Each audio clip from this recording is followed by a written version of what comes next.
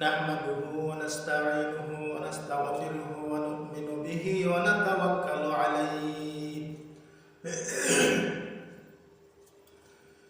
ونعوذ بالله من شرور أنفسنا ومن سيئات أعمالنا من يهده الله فلا مضل له ومن يضلله فلا هادي له ونشهد أن لا إله إلا الله وحده لا شريك له ونشهد أن سيدنا وحبيبنا ومولانا محمدا عبده ورسوله الذي أرسله بالحق بشيرا ونذيرا وداعيا إلى الله بإذنه وسراجا منيرا فقد قال الله تعالى في كلامه المجيد وفرقانه الحميد أعوذ بالله من الشيطان الرجيم بسم الله الرحمن الرحيم إن الله وملائكته يصلون على النبي يا أيها الذين آمنوا صلوا عليه وسلموا تسليما اللهم صل على سيدنا مولانا محمد وعلى آل سيدنا مولانا محمد يا رسول الله حبيب خالق يختاتوي বলবিগুদাজুল জালালে পাকে বেহাম তাতুই আল্লাহুম্মা সাল্লি আলা সাইয়্যিদিনা মাওলানা মুহাম্মদ ওয়া আলা আলি সাইয়্যিদিনা মাওলানা মুহাম্মদ আলহামদুলিল্লাহ সমস্ত প্রশংসা আল্লাহ রাব্বুল আলামিন যিনি আমাদেরকে সুস্থ রেখেছেন এবং আল্লাহ রাব্বুল আলামিন আমাদেরকে মুসলমান করে পয়দা করেছেন এবং মুসলমানের ঘরে আল্লাহ তাআলা আমাদেরকে জন্ম দিয়েছেন। এমনকি আল্লাহ তাআলা আমাদেরকে মহান আল্লাহ পাক সরল পথে পরিচালিত করেছেন। ওই জন্য আমরা আল্লাহ রাব্বুল আলামিনের উপর শুকরিয়া আদায় করছি, মুহাব্বতের সাথে সবাই শুকরিয়া আদায় করছি আলহামদুলিল্লাহ। খাতামান নবীন, শাফিউল মুজনাবিন, ইমামুল মুরসালিন, আহমদ মুস্তাফা মুহাম্মদ মুস্তাফা সাল্লাল্লাহু আলাইহি ওয়াসাল্লামের উপর লক্ষ কোটি দরুদ অবতীর্ণ হোক। আমরা সকলে পড়ছি সাল্লাল্লাহু আলাইহি ওয়াসাল্লাম।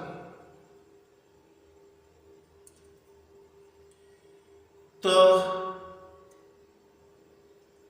আপনাদের সামনে আজকে আমি আলোচনা করব বায়াত সম্পর্কে। এমনকি বায়াত সম্পর্কে তো আলোচনা করবই। বায়াত শব্দের অর্থ হচ্ছে শপথ করা বা আনুগত্য শপথ করা, পীরের হাতে বায়াত গ্রহণ করা। পীর মুরিদি সম্পর্কে আজকে আমি আপনাদের মাঝে আলোচনা করব আল্লাহ পাকের পবিত্র কোরআন থেকে এবং হাদিস থেকে ইনশাআল্লাহ। আল্লাহ আমাকে তৌফিক দান করেন, ওয়া মা তৌফিকি ইল্লা বিল্লাহ।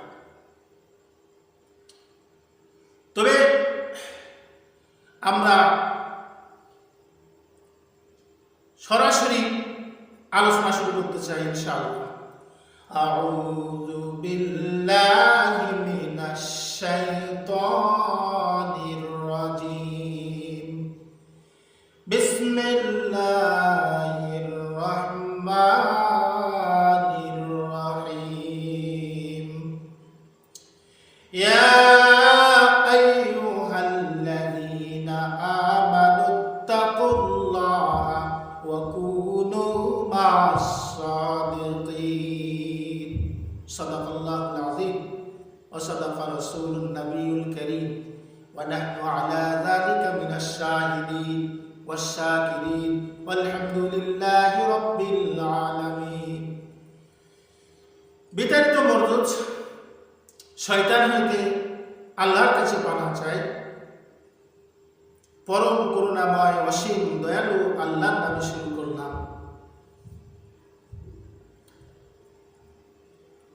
ইয়া আইয়ুহাল্লাযীনা আমানুত্তাকুল্লাহা ওয়া কুনু মা'আস সাদিকিন।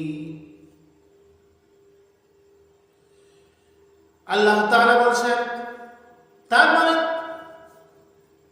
সূরা তাওবার 119 নম্বর আয়াতে আল্লাহ করেন ঘোষণা। আল্লাহ তাআলা বলছেন, হে ঈমানদারগণ,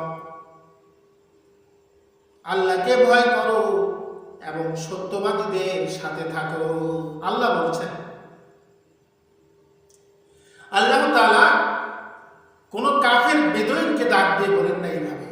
আল্লাহ সরাসরি বলছেন, হে ঈমানদারগণ, যারা আল্লাহর প্রতি ঈমান এনেছে এবং যারা বিশ্বাস স্থাপন করেছে, আল্লাহ তাদেরকে বলছেন, হে ঈমানদারগণ, তোমরা আমি আল্লাহকে ভয় করো এবং সত্যবাদীদের সাথে থাকো। সত্যবাদীদের সাথে আল্লাহ থাকতে বলেছেন।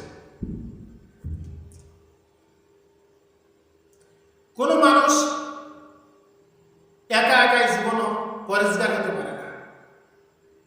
পরেজগার হতে গেলে আরেকজন পরেজগারের কাছে তাকে যেতে হয়, না হলে একা একাই কোনোদিন পশ্চিমকালে সে পরেজগার হতে পারে না। তার কারণ হচ্ছে, কোন মানুষ যত বড় আলেম হোক, ওস্তাদ ছাড়া কেউ কোনোদিন আলেম হতে পারে না। কোন মানুষ যদিও সে প্রফেসর হয়, প্রিন্সিপাল হয়, অথবা যত বড় প্রতিষ্ঠানের প্রধান হোক না কেন, তাকে ওস্তাদের কাছে পড়াশোনা করতে হয়, হোক সে জেনারেল এবং হোক সেই আরবি লাইনে, মাদ্রাসা লাইনে। ওস্তাদ ছাড়া কিন্তু কোনো উপায় নেই। কিন্তু অনেক মানুষ বলে থাকে যে বাবা মাই হচ্ছে পীর, পীরের কোনো দরকার নাই, পীর ধরার কোনো দরকারই পড়ে না, কোনো প্রয়োজন নাই, তারা অনেকে মনে করে। কিন্তু ওই ছাগলের বাচ্চারা বোঝে না যে পীর শব্দের অর্থ কি। যদি ছাগলের বাচ্চারা বুঝতো, পাগল ছাগলেরা যদি বুঝতো পীর শব্দের অর্থ কি, তাহলে তারা পীর সম্পর্কে এরকম মন্তব্য করতো না যে বাবা মাই হলো পীর, নতুন করে পীর ধরার কোনো প্রয়োজন নেই। বাবা মাই হচ্ছে পীর, নতুন করে পীর ধরার কোনো প্রয়োজন নাই। কোনো মানুষ কি বলতে পারবে, হ্যাঁ বাবা মা তো জন্ম দিয়েছেন, তাদের তো কর্তব্য বা তাদের যে দায়িত্ব সেটা তো আল্লাহ পাক তো বলেই দিয়েছেন। পিতামাতার প্রতি কিভাবে সদ্ব্যবহার করতে হবে সেটা কোরআনে তো আল্লাহ পাক বলে দিয়েছেন। পিতামাতার দায়িত্ব, পিতামাতা যে কত বড় সম্মানী সেটা তো আল্লাহ বলে দিয়েছেন। কিন্তু পিতামাতা কি কোনোদিন, পিতামাতা যদি মূর্খ হন, পড়ালেখা না জানেন, তাহলে পিতামাতা যদি আলেম না হন, তাহলে পিতামাতা কিভাবে মানুষকে পথ দেখাবে? কথা হলো এই যে কোনো একজন নিজে যদি পরেজগার হতে চাও, কোনো একজন ভালো মানুষের সন্ধানে যেতে হবে। আল্লাহ রাব্বুল আলামিন সূরা মাইদা 35 নম্বর আয়াতে করেন আল্লাহ তাআলা ঘোষণা। আল্লাহ তাআলা বলেন, ইয়া আইয়ুহাল্লাযীনা আমানুত্তাকুল্লাহা ওয়াবতাগু ইলাইহি ওয়াজাহিদু ফি সাবিলিহি লাআল্লাকুম তুফলিহুন। আল্লাহ তাআলা বলেন, হে ইমানদারগণ, তোমরা আল্লাহকে ভয় করো এবং তার নৈকট্য অন্বেষণ করো এবং তার পথে জিহাদ করো, যাতে তোমরা সফল কাম হও। আল্লাহ কি বলছেন এখানে? হে ইমানদারগণ, তোমরা আল্লাহকে ভয় করো। এক নম্বর কথা হচ্ছে আল্লাহ তাআলা আমাদেরকে বলেছেন আল্লাহকে ভয় করো এবং তার নৈকট্য অন্বেষণ করো। তার নৈকট্য হাসিল করতে হবে। আল্লাহ আমাদেরকে আল্লাহ পাকের নিকটবর্তী হতে বলেছেন। তার মানে আল্লাহ তাআলা এই আয়াত দ্বারা বোঝাচ্ছেন আল্লাহকে পেতে গেলে ওসিলা তালাশ করতে হবে, নৈকট্য অন্বেষণ করতে হবে, আল্লাহকে খুঁজতে হবে ওসিলার মাধ্যমে, আর তার পথে জিহাদ করতে হবে যাতে তোমরা সফল কাম হও। আল্লাহ বলেছেন।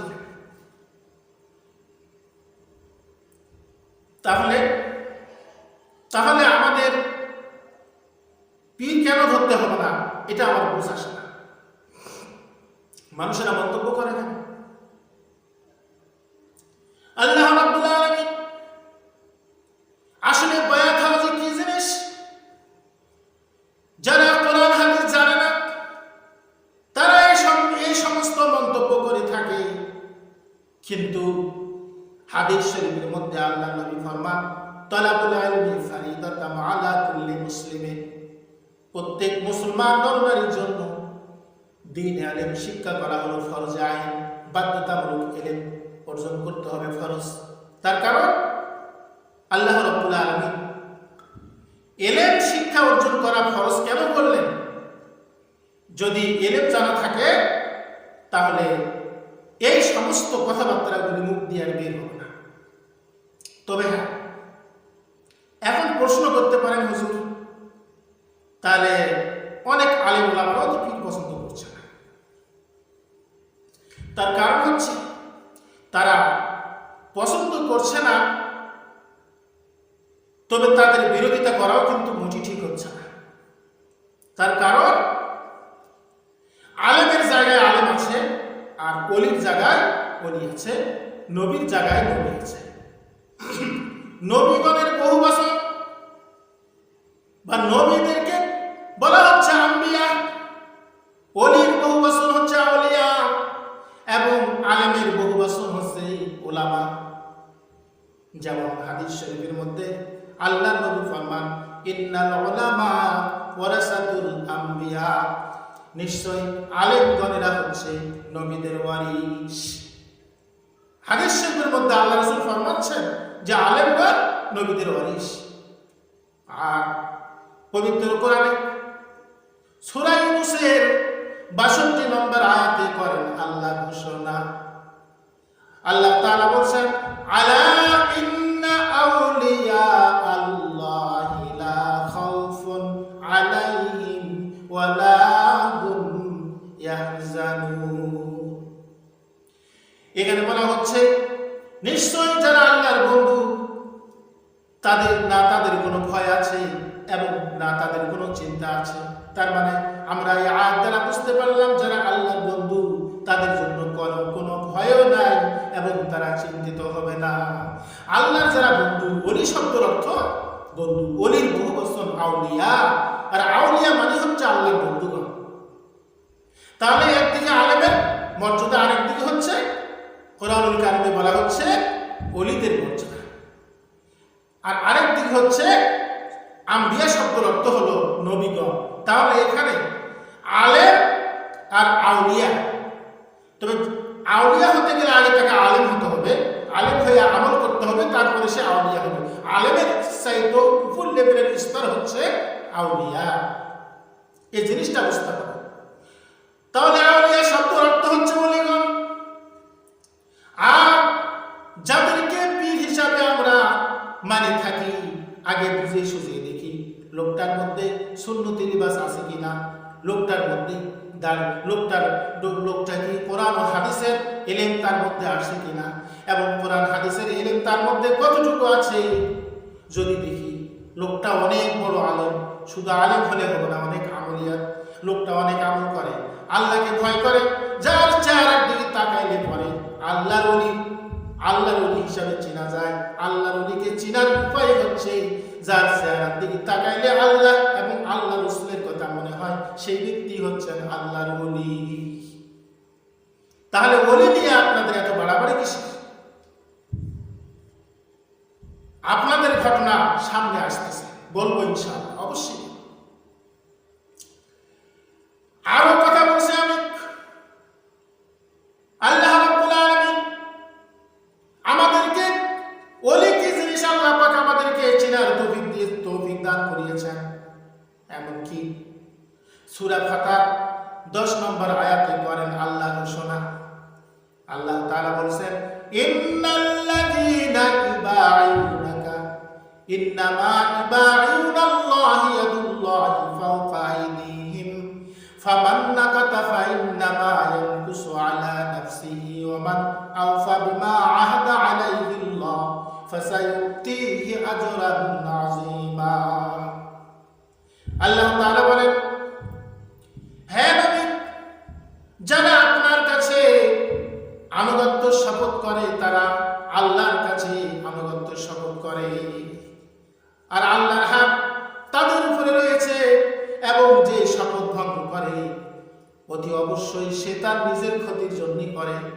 আর যে আল্লাহর সাথে কৃত অঙ্গীকার পূর্ণ করে, আল্লাহ সপ্তরী তাকে মহা পুরস্কার দান করবে।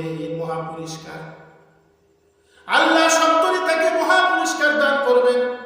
তার মানে আমরা এই আয়াত দ্বারা বুঝতে পারলাম, কোন মানুষের যেমন আল্লাহ যে সময় আল্লাহর নবী সাহাবীদেরকে বয়াত করতেন, আর বলা হচ্ছে যারা আল্লাহর নবীর কাছে বয়াত হতো তারা আল্লাহর কাছে বয়াত হয়, আর আল্লাহর হাত তাদের উপরে রয়েছে।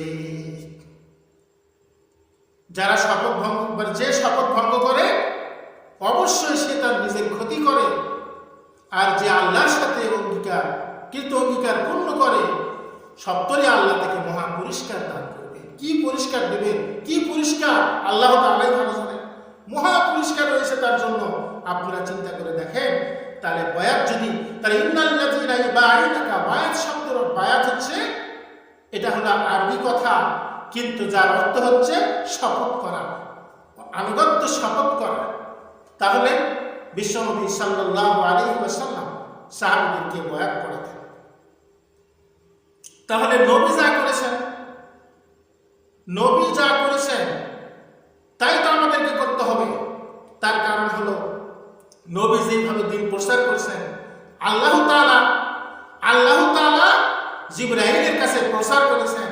জিবরাইল আলাইহিস সালাম এসে বিশ্ব নবীর কাছে প্রচার করেছেন, বিশ্ব নবী সাল্লাল্লাহু আলাইহি ওয়াসাল্লাম প্রচার করেছেন বিশ্বব্যাপী।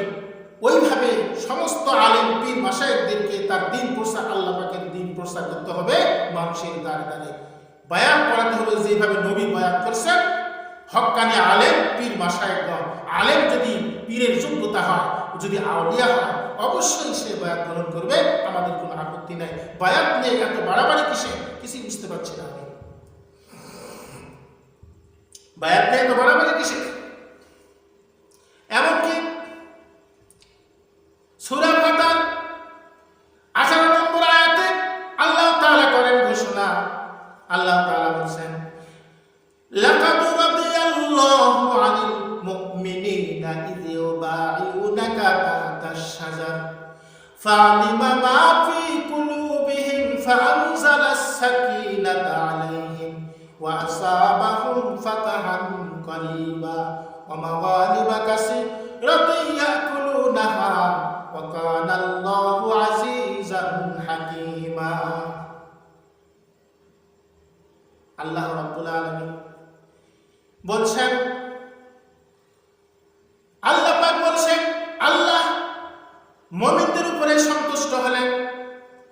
আল্লাহ পাক তার নবীকে ইঙ্গিত করে বলছেন, হে নবী, আল্লাহ তাআলা মুমিনদের উপরে সন্তুষ্ট হলেন কখন, কোন সময়?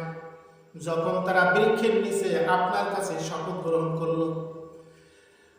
আল্লাহ অবগত ছিলেন তাদের অন্তরে যা ছিল, অতঃপর অতঃপর তিনি তাদের প্রতি প্রশান্তি নাযিল করলেন এবং তাদেরকে আসন্ন বিজয় পুরস্কার দিলেন এবং বিপুল পরিমাণ যুদ্ধলগ্ন সম্পদ যা তারা লাভ করবে। আর আল্লাহ হচ্ছেন পরাক্রমশালী এবং প্রজ্ঞাময়। এই আয়াত দ্বারা আমরা বুঝতে পারলাম। আপনারা খেয়াল করুন, এই আয়াতটি হচ্ছে সূরা ফাতহার 18 নম্বর আয়াত। আপনারা খেয়াল করুন, সাহাবীরা কিন্তু মুসলমান না হলে তো কেউ বিশ্ব নবীর সাহাবী হয় না ওই সময়। তার মানে এই আয়াত দ্বারা আমরা বুঝতে পারলাম তারা যখন যুদ্ধ করতেছিল একটি জায়গায়, যুদ্ধ করার সময় কিছুতেই তারা আল্লাহ তাদেরকে বিজয় দান করেন না, আসন্ন বিজয় তারা কিছুতেই পায় না। অতঃপর তাদের অন্তরে যা ছিল আল্লাহ তাআলা অবগত আসলেন। তার কারণ হলো এই আয়াত দ্বারা আমরা বুঝতে পারলাম বৃক্ষের নিচে যতক্ষণ পর্যন্ত তারা শপথ না গ্রহণ করেছে ততক্ষণ পর্যন্ত তাদের ঈমান পরিপূর্ণ হয় নাই।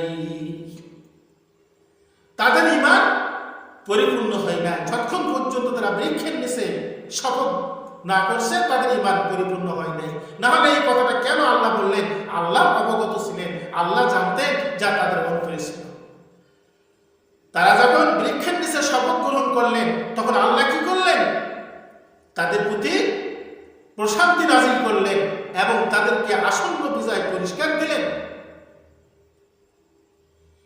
এমনকি আসন্ন বিজয় তো পুরস্কার দিলেন, অবশ্যই দিলেন, কিন্তু বিপুল পরিমাণ যুদ্ধলগ্ন সম্পদ তারা লাভ করবেন বা তারা উপার্জন করেছিলেন। সেগুলো যখন বিপুল পরিমাণ যুদ্ধ হলো সাহাবীদের সাথে তাদের কাফির মুশরিকদের, সেখান থেকে তারা বিপুল পরিমাণ সম্পদ তারা পেয়ে গেলেন।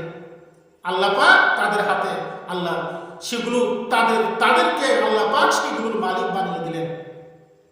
তাহলে এটা কিসের কারণে হয়েছে? একমাত্র বায়াতের কারণে। লাকাদ রাদিয়াল্লাহু আনিল মুমিনিনা ইয ইউবাইউনাকা তাহতা আশ-শাজরা।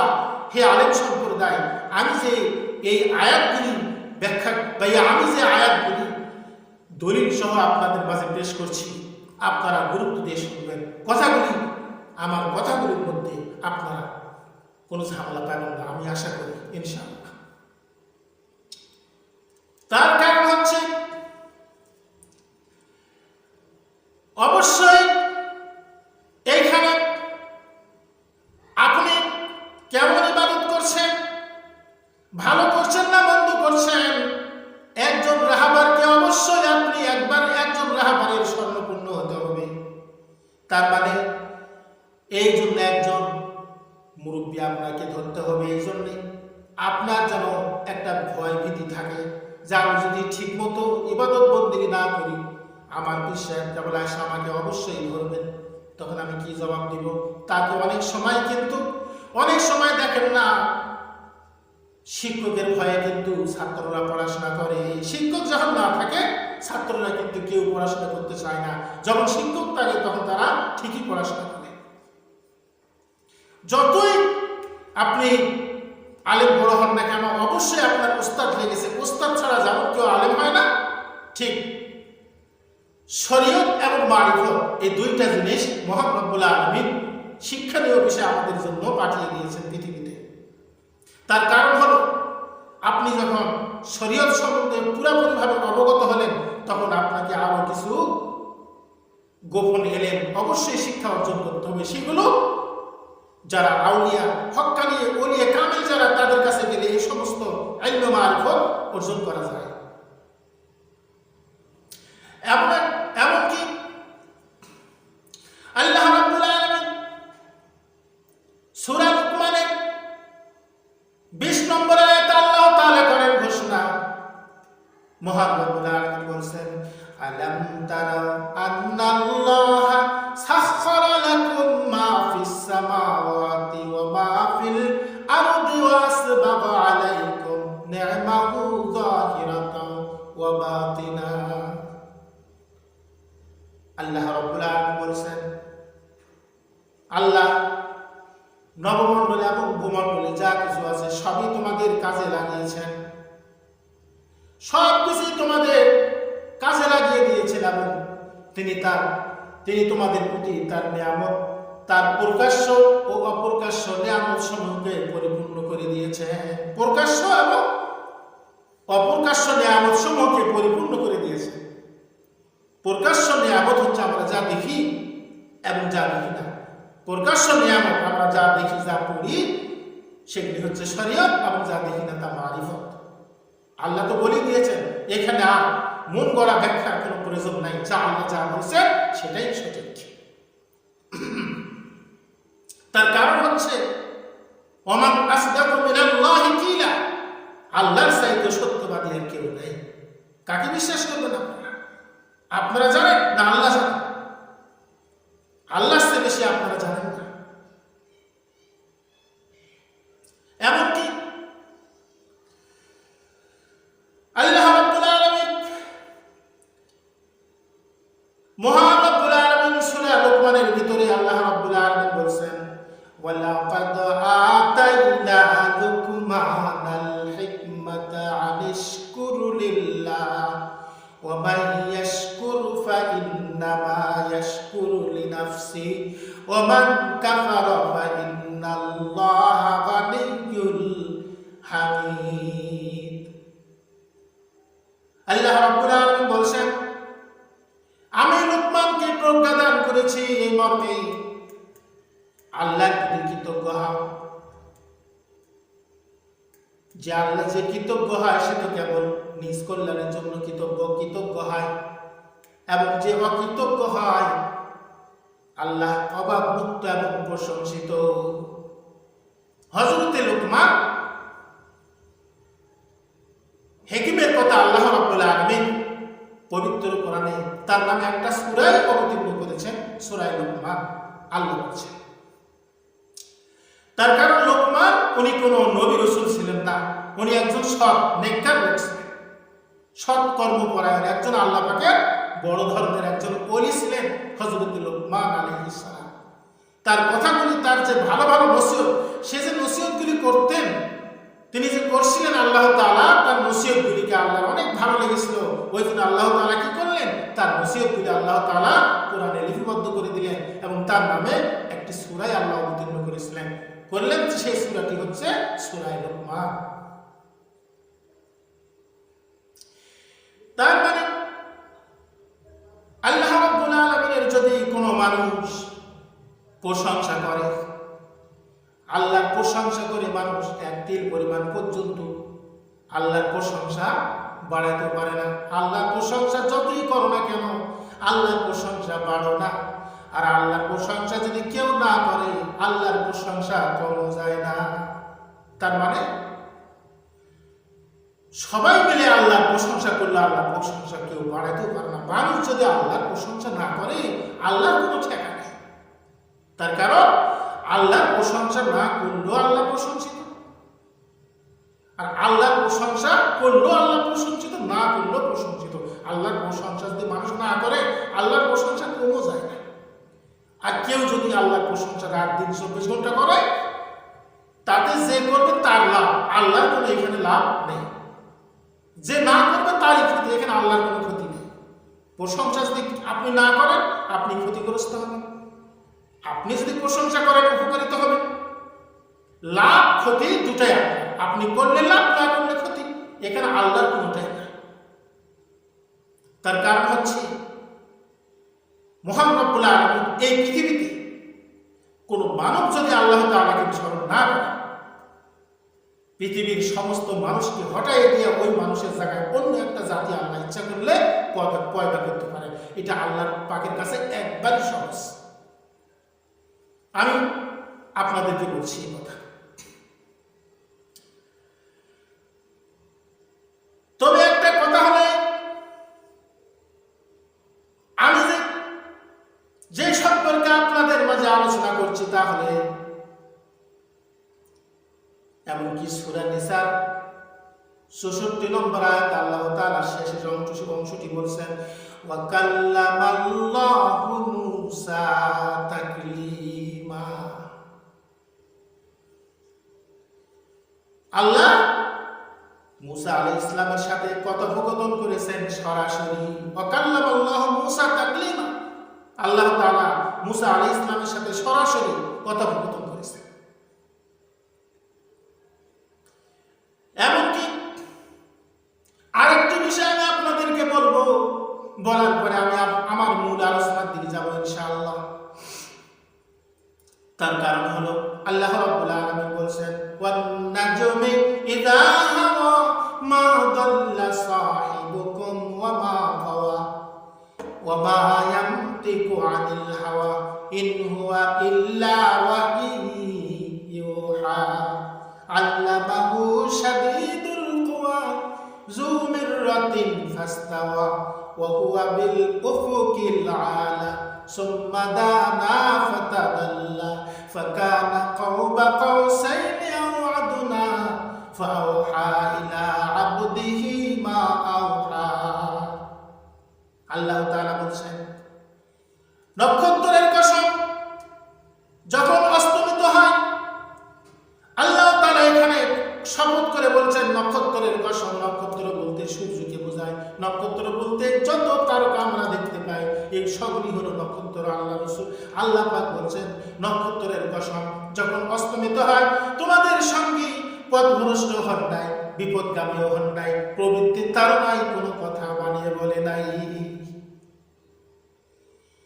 মানে আল্লাহ পাকের নবী কোরআন নামে যে কথাগুলি আল্লাহ পাক আল্লাহ রাসূল আমাদেরকে বলেছিলেন সেগুলা কোথায় পেয়েছিলেন সেই সম্পর্কে আল্লাহ তাআলা নিজেই নক্ষত্রের কসম খেয়ে বলছেন তোমাদের সঙ্গী। অনেক মানুষ ধারণা করে যে, অনেক বিদর্মীরা ধারণা করে যে মুহাম্মদ পথভ্রষ্ট হয়ে গেছে, কেউ বলে বিপদগামী হয়ে গেছে, কেউ বলে পাগল হয়েছে। আল্লাহ পাক নক্ষত্রের কসম খেয়ে বলছেন তোমাদের সঙ্গী নক্ষত্রের কসম যখন অস্তমিত হয়, নক্ষত্র তো অবশ্যই অস্তমিত হয়, তোমাদের সঙ্গে পথভ্রষ্ট হন নাই, বিপদগামী হন নাই, প্রবৃত্তির তাড়নায় কথা বলে না। তাহলে কোরআনটা কি?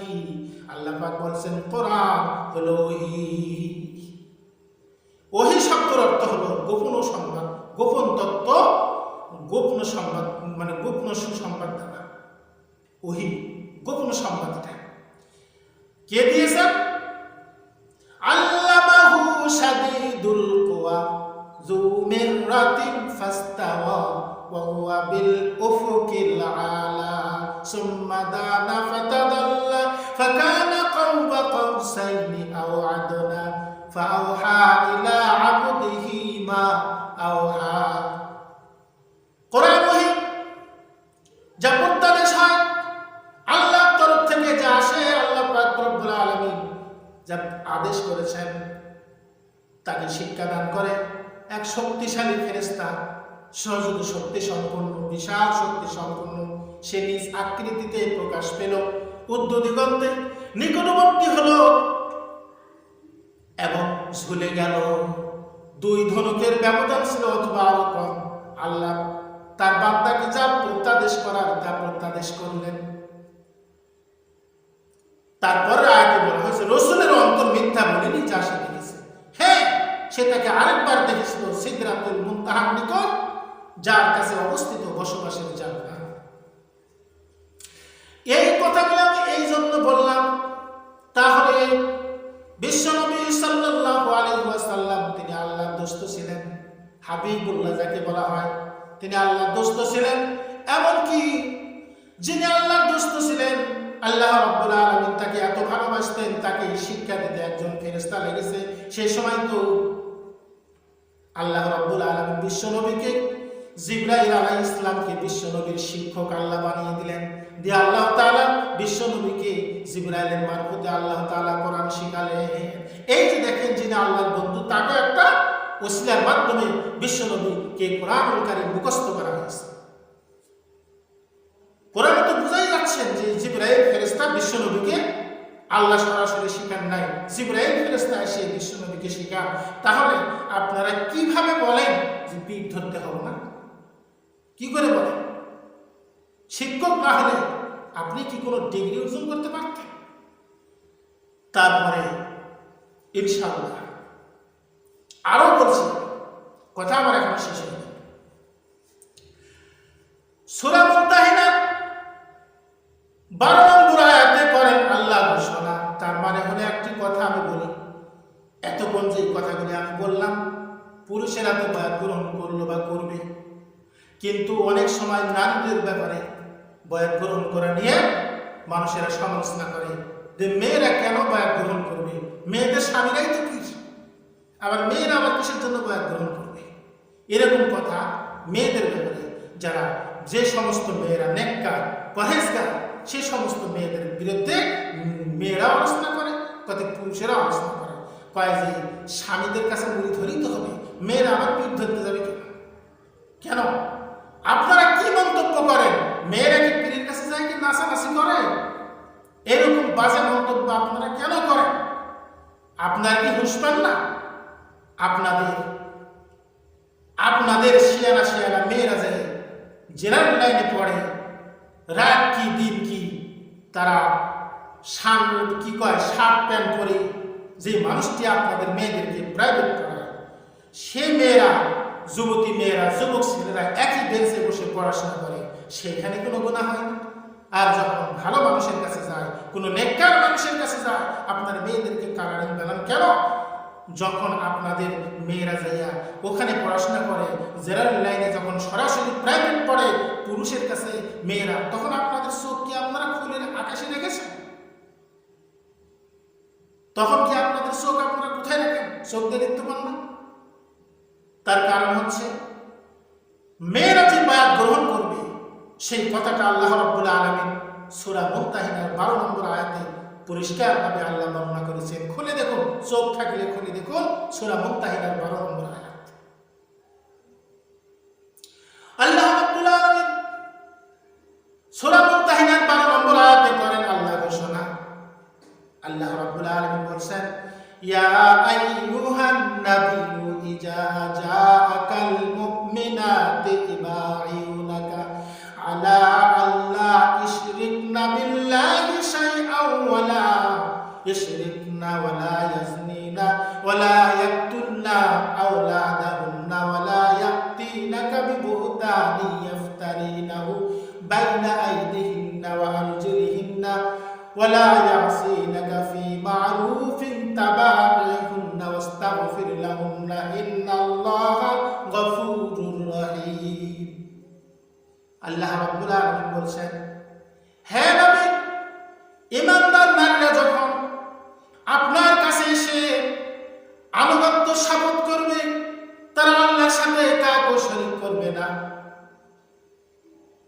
তারা আল্লাহর সাথে কাউকে শরীক করবে না, এবং তারা আল্লাহর সাথে কাউকে শরীক করবে না, চুরি করবে না, ব্যভিচার করবে না।